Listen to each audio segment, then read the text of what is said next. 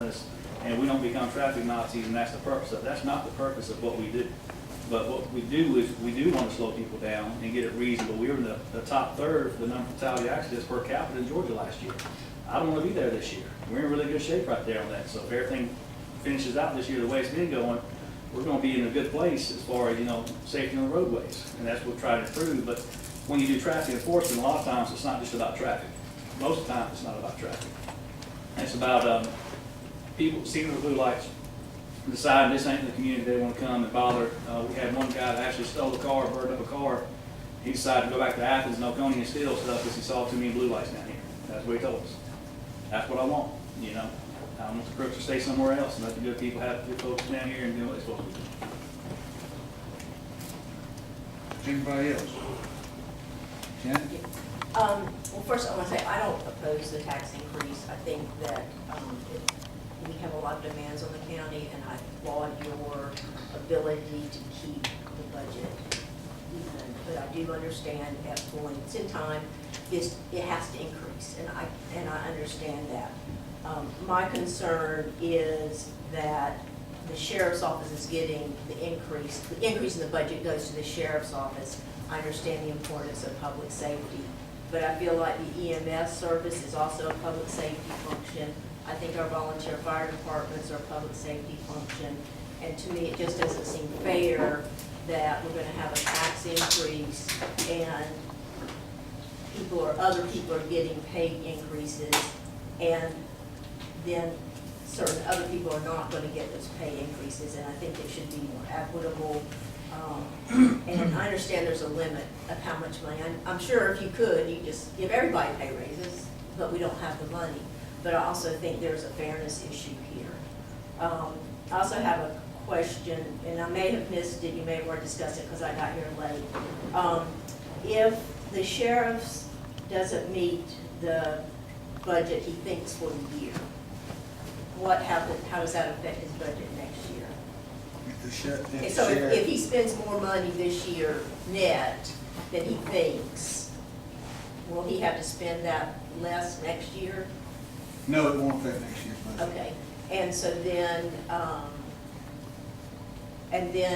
what control does the county have that the sheriff is going to stay within his budget next year? Because my understanding from Sheriff Gabriel is that he contends that he has the authority to spend the money he thinks he needs. And I don't agree with the case that he cited that he says that, but if you give him the budget, is that the budget he's going to be required to stick to next year? And what's going to happen if he doesn't? Yeah, and obviously there are measures that can be taken if that doesn't happen. I don't know what point you came in. We did address the fact that based on current revenues, it's a chance we may not even be in the red. We may take care of that with full 175,000. And every day that we go on like we're going on now, it gives them a much better chance. So I guess really to continue to address that question as to what would happen if he doesn't make that and is 175 over is somewhat hypothetical at this point. But I can't really tell you exactly what would happen. It would depend on a lot of different things if we can't make next year's budget. This year's is going to be gone. It's going to be gone. You can't stop paying the budget that's already completed. That is part of the process.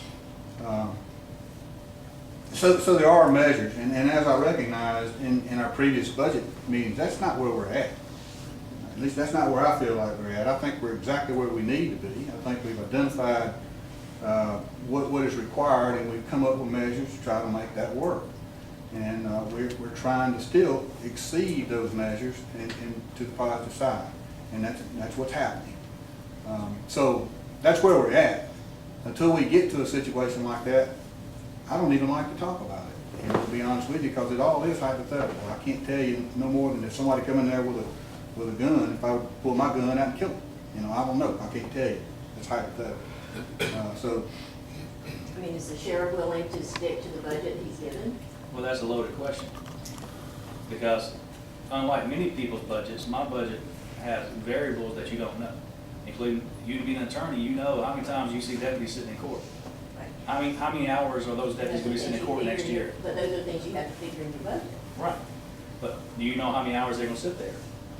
Well, you can estimate that. So But the let question me, is, how let are me you gonna, what are expound you on gonna that. do if you, how are you gonna stay within the budget? Basically, what you do is you try to get, like, one thing I asked for an increase in is overtime. You know, for the last 3 years, overtime has been over $50,000 a year, but they only budgeted $30,000. You know, that clearly shows you're underestimating your overtime, so go ahead and ask for what you think you need. When things do come up, say we do have a natural disaster, or we do have a big court case or a murder case or something, right now we have a blocking case, and the blocking case is gonna be continued most likely to next year.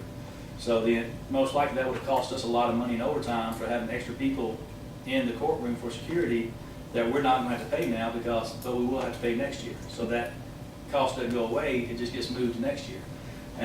So what you try to do is anytime that happens and you're gonna be outside your budget, you did like I did this year, when you come and you talk to the commissioners and you explain what's going on and you state your case and you ask for an addendum to your budget. Because nobody knows exactly what will happen, you know.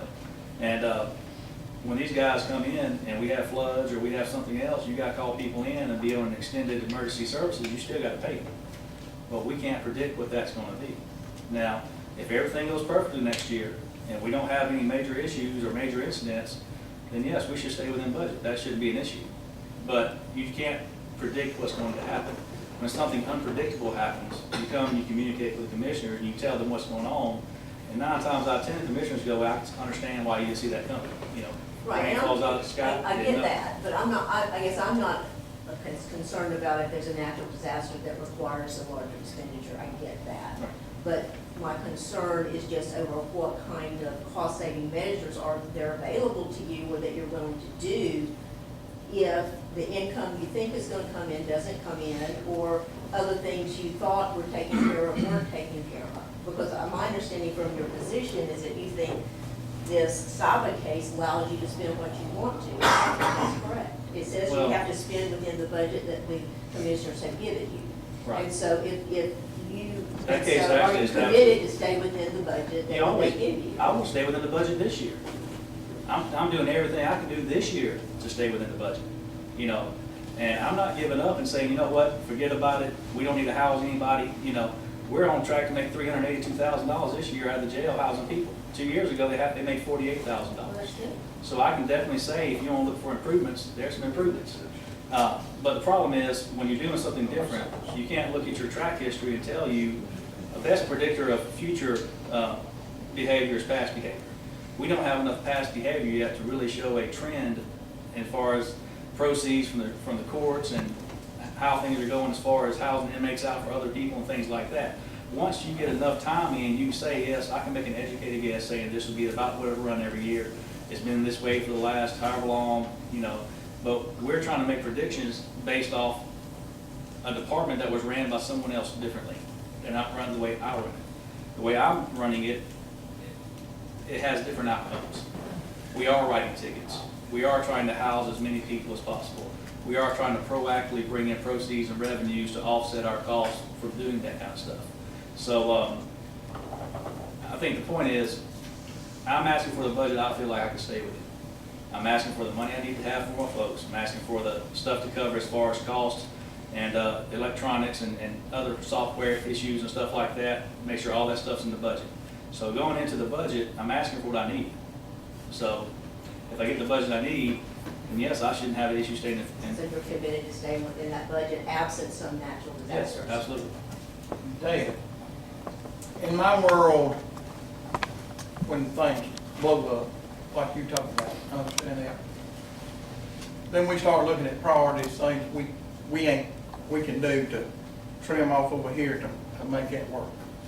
Have you got anything like that in your mind that you could do to help achieve a budget goal? Some of the things we're doing is one thing we started doing since the hearing is we actually went to a 28-day pay cycle. I think it was approved back in January in the commissioners meeting for the 28-day pay cycle. What that allows us to do, we tried to do it on the third pay period. If you look at the charts and stuff, we had the pay period spiked up in overtime, dropped out on salaries because the software we had wouldn't work. You know, it wasn't capable of doing what we wanted to do.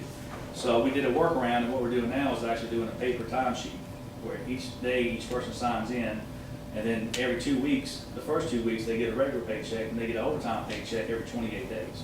And so what that allows us to do is there are certain things that you're required to pay overtime on, and certain things you can adjust out. So we're trying to take any adjustable overtime and adjust that out, even if it means giving somebody an extra day off or something and just work short that day.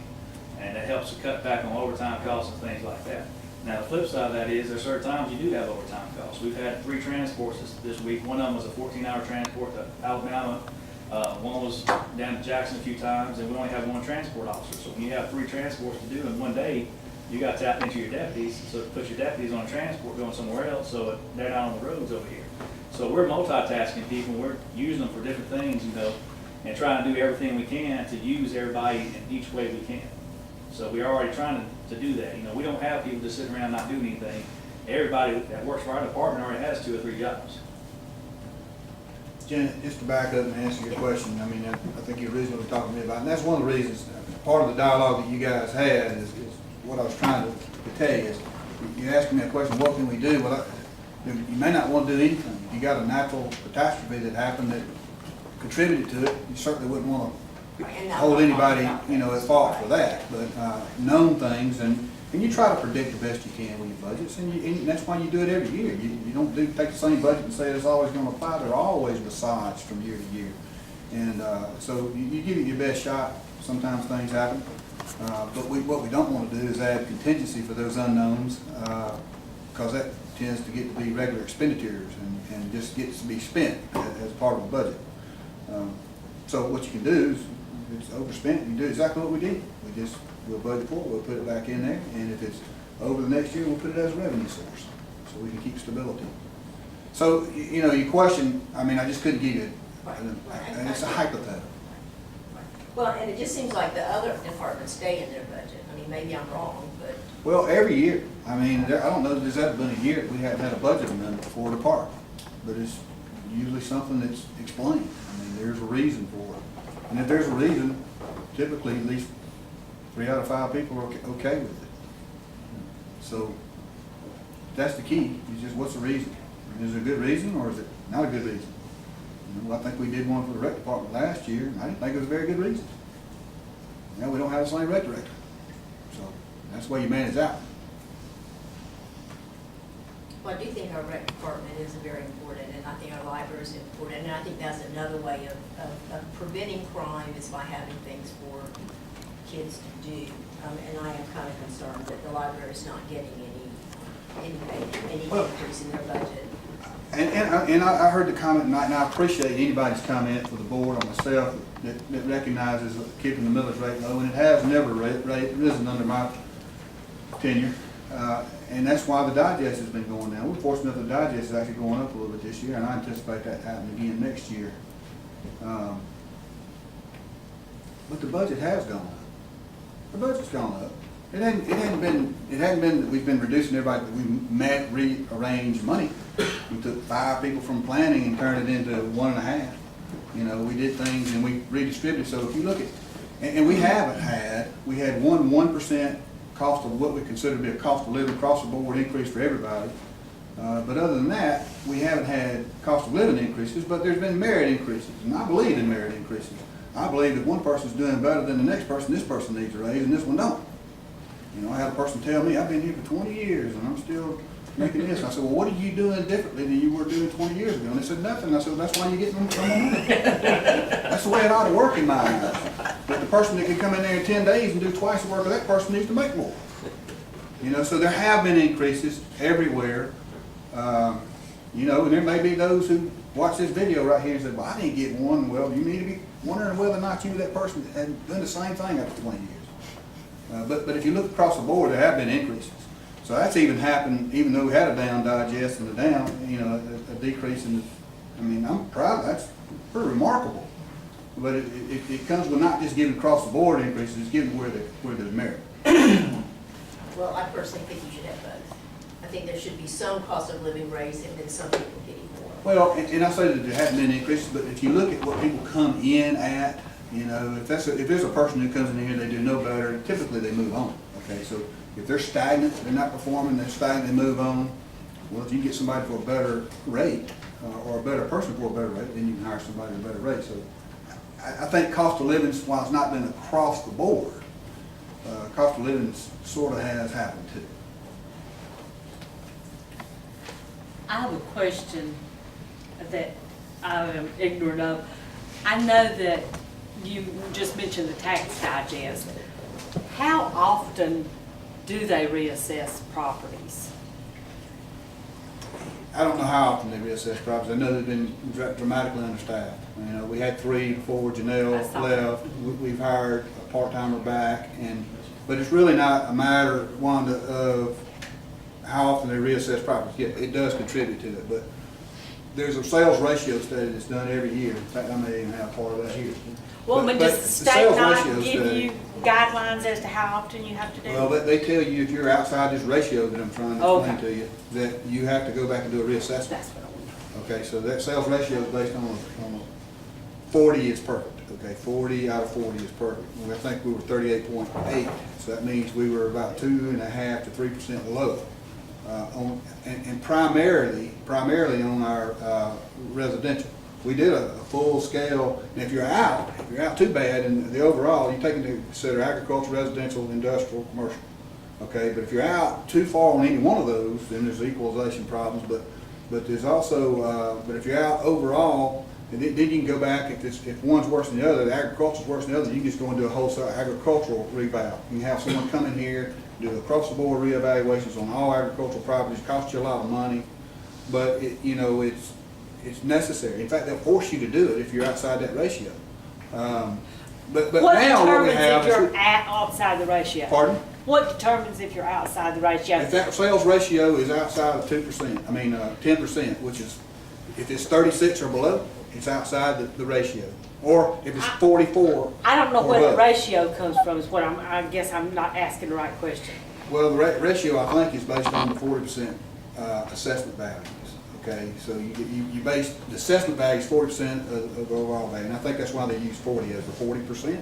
Uh-huh. Right, does that make But sense? if you had a certain number of people that came in and asked for an appeal, that wouldn't affect it? No. Only if the state come in here and their process is to randomly select qualified parcels. Okay. Randomly select I qualified understand. parcels. They'll go out and do their assessment on it, and based on their values versus your values determines your ratio. Gotcha. If that ratio is outside of 10%, high or low, they'll force you to do a reevaluation on all your properties. I knew there had to be some sort of guidelines, I just didn't know what they were.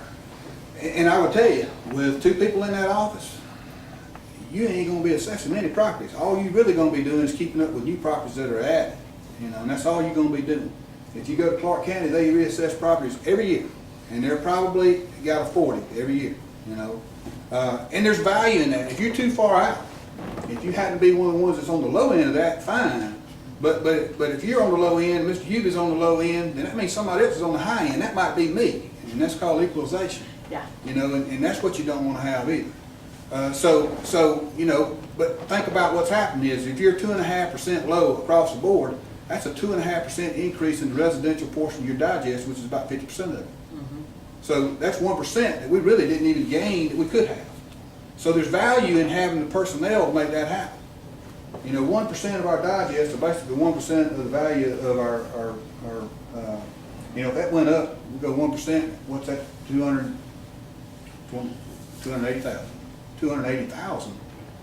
So you can afford to put a person up there if it's going to keep you within $280,000 or make $280,000 low.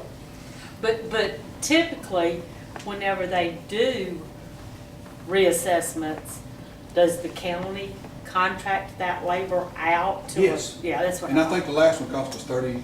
that's what I wanted to know, because I But wondered that if it was but that was worth it. agricultural. Agricultural's bigger parcels, less work involved. When you do residential, it's gonna cost more than that. I But if can you're imagine. losing 280,000, and it costs you 50,000 to get that back, It's worth it's it. not much to think about, really, Yeah. is it? And maybe you don't add that person, and just every 3 or 4 years you do spend that money, and that'll, because I don't, if you spend 50,000 and you save 150,000 in salaries, trying to keep up with it annually, then it's still a pretty good deal. Yeah, And that's one of the arguments I think we made recently, that, okay, well, we're out, we know we need to get it right. Is the right way to get it by adding 3 people in that office, or is the right way just to do every so often do a residential reevaluation? And with a company. And by pulling a company from out of the county, that they would not, maybe not necessarily be as aware, this being my business, therefore I may have a little more knowledge of that. But what I'm saying is somebody from out of the county would not be prejudiced. Yeah, they'd be non-biased.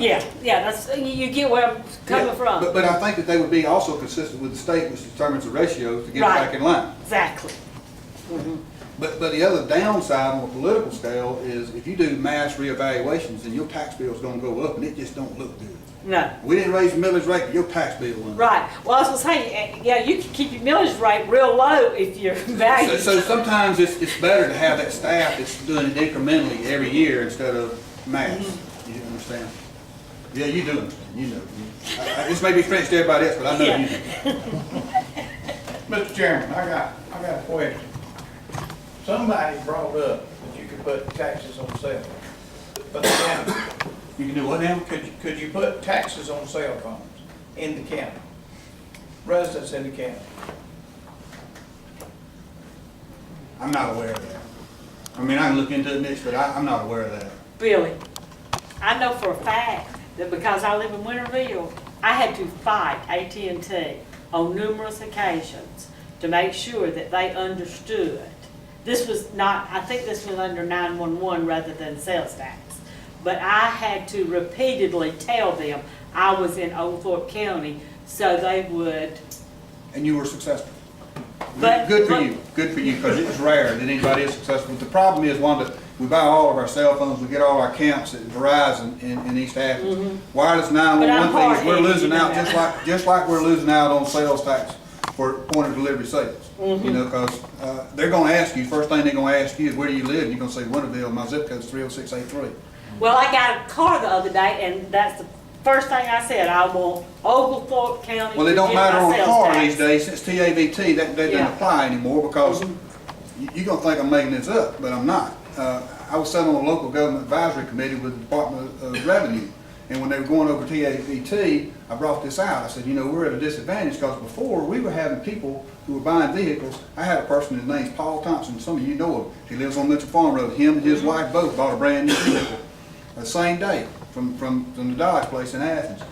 And he come in here to get his tag, and he paid his taxes since he lived on Mitchell Farm Road with a Carver address, his taxes for those two vehicles went to Madison County. I said, Paul, if you'll just go, this was before TAVT, so I explained this to the Department of Revenue. Turns out they amended the bill so that now under TAVT no longer can, see what they did before is when Paul went in there and he told them he would live on Mitchell Farm Road in Carver, they just add that address to their database. And they take his money, and Madison County was living fat, dumb, and happy. So anyway, when they did TAVT, they had to go to a factual database that they could not amend, and now that's been eliminated. We've seen a jump. We've seen a significant jump in revenues as a result of TAVT, and it wasn't because of what changes in the law. It's because we were getting the money back that we needed. You know, we had, and what happens now is you go to Oglethorpe County, and the dealership sent your money to Madison County because they thought that was the right zip code. Madison County can no longer take it. They got to transfer your money over to Oglethorpe County, and there's been a lot of that happen. So that, on the vehicle, it's changed, but it hadn't changed. The same thing happens on point of delivery sales, on construction equipment or construction goods. If you buy a washing machine or dryer, you have it delivered, it goes there. Joyce is shaking her head, me and her have had this conversation. But it's a big deal, and we're working to try to fix that. You know, the easy way to do that is, in our case, Winterville, which is 42% of our addresses, you know, Carver, Comer, Carlton, or the three other bigger ones, and then there's other ones like Union Point. But the simple way to fix that would be to go to the United States Post Office. Simple, right? And say, change our address or Winterville mailing address from 30683 to 30684, and that happens to be available. And if they would do that, boy, they'd just fix it for us, wouldn't it? Right. But, you know, again, we're dealing with the United States Post Office. But what we have found out that there is software out there available that retailers can use, that gets actual point of where you live and identifies the county. So if you go by the address database, now our challenge now is in the interim, between now and 10 years of getting the post office to change our address, would be to go and make sure that these people are using this software. But there's a lot of money. Who knows how Yeah. much? Wow. But one of the things that really brought that to light, and it comes back down to your question, I just really got on stump, but I get excited when I get talking. I know, but I mean, we're talking about income that could, It's significant income. Again, Yeah. $120,000 in vehicles alone. uh-huh, You know, but just fixing that. And ironically, it just happened to be the local bottom tier government representative in a meeting that caused that. Believe it or not, that's the way that happened. But like the 911 fees, I mean, if you go, the law says, on wireless 911 fee, you go to Verizon, they're supposed to ask you your full extension on your zip code. If they don't ask you, you can go back as a local government and get 2 years worth of that revenue that they sent somewhere else. Problem is, when you call somebody and tell them, well, this happened to Wanda Gabriel, they're gonna be in Toronto, Canada. And they ain't gonna know the law in the state of Georgia, and you're gonna be on the phone for a long time, and most people I talk to never were successful. They were on the phone for a long well, I'm time. doing 40 other things while So- I'm putting them on hold. But even if you give them that 4-digit extension, it does not guarantee that it's gonna come to Oglethorpe County, because that 4-digit extension, if you got a post office box, it's gonna show the post office, and that's gonna be in the neighboring county. So it still doesn't fix it. That is not the solution. And they never ask me, because there's just too many people out there who have this problem. We've advertised this in the paper.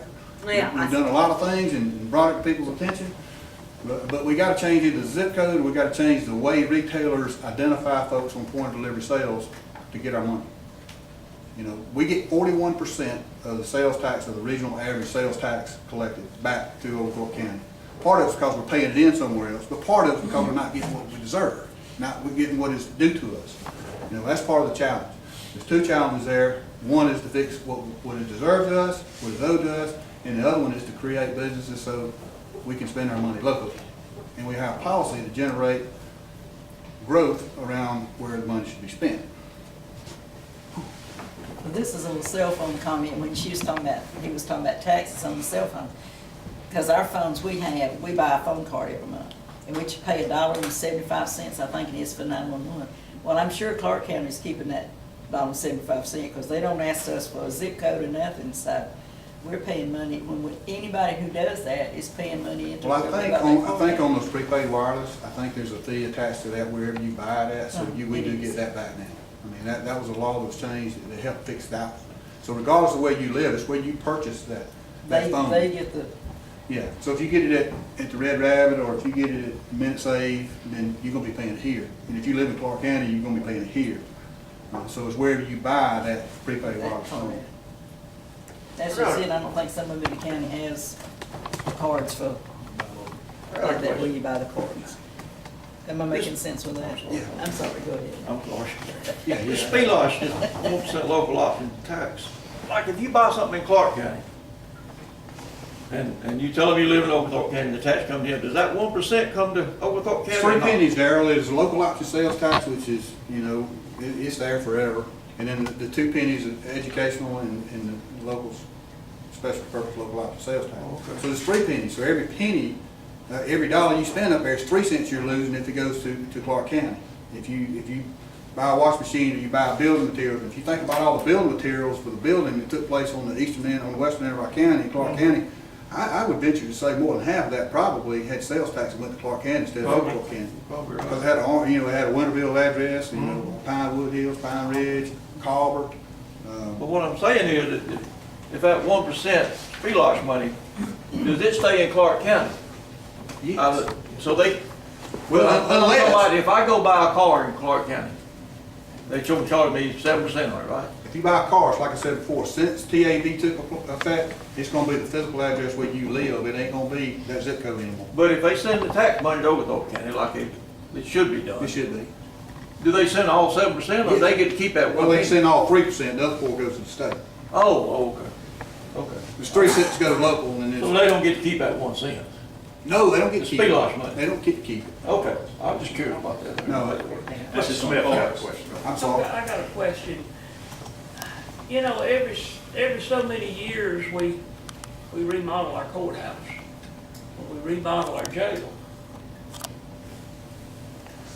And I know most of y'all, everybody in here owns property. I think it's time for us to start looking at other ways to remodel our tax, where we get our tax money, our tax base. And let's think about 2 things. This right here is not a necessity. This is a luxury, just like my boat is taxed with a luxury tax. Most everybody has one. Dish Network, television. There's two places right there, what we look at that as a new tax revenue for our county.